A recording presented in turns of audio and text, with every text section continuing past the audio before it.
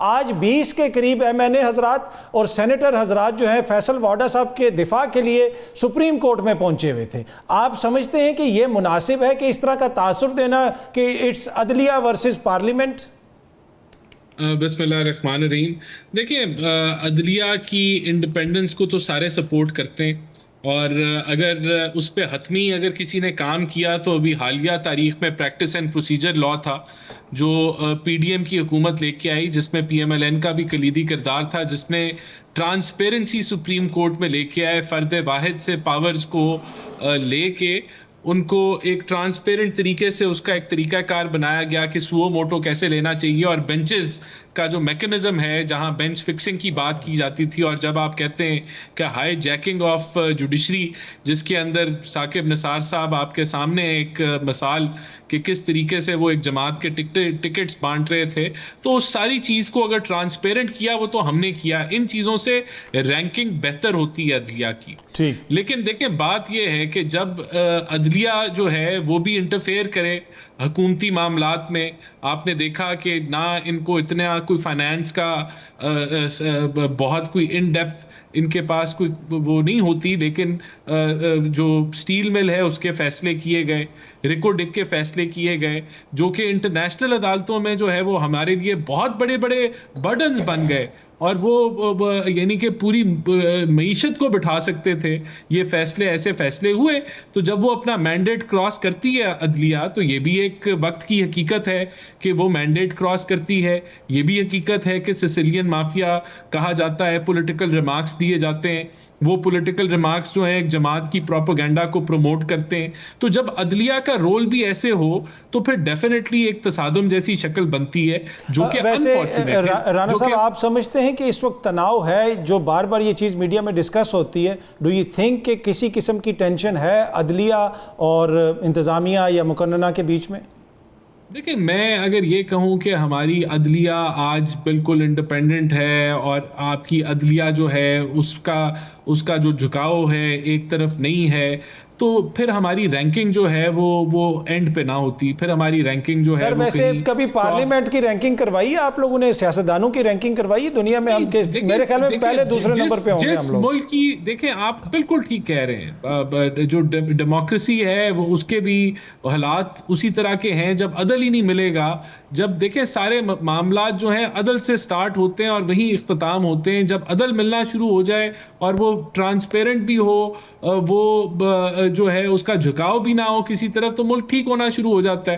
تو پھر وہ جو یہ جمہوری لڑائی اگر ہو، اگر آپس میں جماعتوں کی لڑائی ہو اور اس لڑائی کے اندر فیورٹزم چل رہا ہو، تو پھر ڈیفینیٹلی وہ جمہوریت کے بھی برے حالات ہی ہوں گے. تو یہ ساری چیزیں انٹر لنکڈ ہیں، ہم ان کو ایک ایک ادارے کو آئسولیشن میں نہیں دیکھ سکتے. عدلیہ سے بڑی امیدیں ہوتی ہیں کہ عدلیہ جو ہے وہ ابو بورڈ رہ کے معاملات جو ہیں وہ چلائیں گے، جو کہ ابھی بڑا دور ہے اس ملک کے اندر. اگر ہم کہیں کہ آج یہ قریب میں کوئی یہ چیزیں ٹھیک ہو جائیں گی، نہیں، ایسا نہیں ہے، اس کو ٹائم لگے گا. تو بالکل یہ تصادم بالکل بنا، کیونکہ سیاستدانوں کو ٹارگٹ کیا گیا، وزیر اعظم کو جو ہے وہ وزرائے اعظموں کو نکالا گیا، اور عدالتی فیصلوں نے نکالا جو بڑے متنازع ہیں، پھانسیاں بھی دی گئیں، سب کچھ ہوا. ٹھیک ہے، یہاں پہ ختم ہو گئے. بریفلی بتائیے گا کہ یہ جو سارا اسلام آباد کی سیٹوں والا معاملہ ہے، اس پہ کوئی اس کے جو آپٹکس اب تک ہیں وہ کوئی اتنی اچھی صورتحال نہیں ہے حکومت کے لیے. آپ لوگ جیتے ہوئے ہیں، آپ کے MNAs جیتے ہوئے ہیں، ان کو تو چاہیے کہ جائیں سارا ریکارڈ سامنے رکھیں، اس پہ بھی بات کیجیے گا. اور دوسرا اکانومی کے حوالے سے بار بار اب حکومت حالیہ دنوں میں کہہ رہی ہے کہ مہنگائی کم ہوئی ہے، انڈیکیٹرز بہتر ہوئے ہیں، تو کیا وجہ ہے کہ وہ جو بیانیہ ہے یہ معیشت میں بہتری کا، وہ اس طریقے سے میڈیا میں عوام میں ہمیں نظر نہیں آ رہا؟ دیکھیں جو تو اسلام آباد کے کیسز کا ایشو ہے وہ تو انڈیویجول، اس پہ کوئی پارٹی کا کوئی پالیسی نہیں ہے، یا پارٹی کوئی ڈکٹیٹ نہیں کر رہی کہ یہ ہونا چاہیے، یا پارٹی کا کوئی موقف نہیں ہے. یہ تو انڈیویجول کینڈیڈیٹس جو وہاں جیتے ہیں ان کی اپنی انڈیپینڈنٹ رائے ہے کہ انہوں نے کس طریقے سے ان اپنے کیسز کو یا ٹریبیونلز میں جو معاملات ہیں ان کو دیکھنا ہے. اگر کسی کو اعتماد نہیں ہے یا کوئی اور ایشو ہے تو یہ انڈیویجول لیول پہ سوچا جا رہا ہے، اس کے اوپر کوئی پارٹی پالیسی یا یہ پارٹی میٹر نہیں ہے. ٹھیک ہے. دیکھیں دوسرا جو آپ کا سوال ہے کہ انفلیشن کم ہوئی ہے، یہ حکومت کہہ رہی ہے، مہنگائی میں کمی آئی ہے. وہ تو ہم نہیں کہہ رہے. اب آٹے کی قیمتیں کم ہوئی ہیں، گھی کی قیمتیں کم ہوئی ہیں، پیٹرول کی قیمتیں کم ہوئی ہیں. اسٹاک مارکیٹ آپ کو بتا رہا ہے کہ کانفیڈنس کدھر ہے. اس کے علاوہ اب آئی ایم ایف کے ساتھ معاملات ٹھیک جا رہے ہیں الحمدللہ. ایک ہم ہوم گرون اپنا ایک ریفارم ایجنڈا لے کے آ رہے ہیں. پھر ہمیں ایف ڈی آئی کی جو نوید ہے، آپ نے دیکھا یو اے ای کی طرف سے، سعودیز کی طرف سے اس وقت ایک چائنا دورہ چل رہا ہے جو کہ نہایت ہی کامیاب جا رہا ہے، اور انشاءاللہ تعالی اچھی اناؤنسمنٹس ہوں گی اس دورے کے اینڈ میں.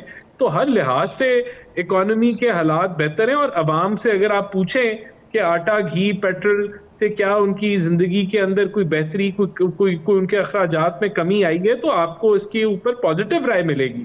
اب ظاہر سی بات ہے یہاں ایک جماعت جس کا ایجنڈا ہی یہ ہے کہ اس نے ملک میں سیاسی انتشار پھیلانا ہے اور معیشت کو کبھی بھی سیٹل نہیں ہونے دینا، وہ اور اس کے جو سپورٹرز ہیں وہ تو یہی کہیں گے کہ گلاس خالی ہے، آدھا خالی ہے.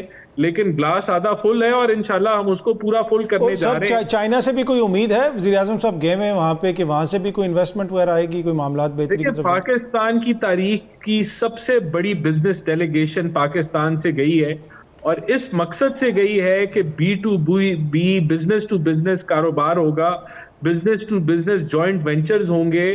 وہاں ہم چائنیز کمپنیز کو اٹریکٹ کریں گے پاکستان انویسٹمنٹ کرنے کے لیے. ایک تو بی ٹو بی جو سیکنڈ فیز تھا سی پیک کا، وہ لانچ ہو رہا ہے، انشاءاللہ اچھی خبریں آئیں گی. باقی انفراسٹرکچر کے اندر بھی ہم پر امید ہیں کہ ہم اچھے پروجیکٹس کو فائنینشلی چائنا کی مدد سے کلوز کریں گے اور چائنیز انویسٹمنٹ کو اٹریکٹ کریں گے.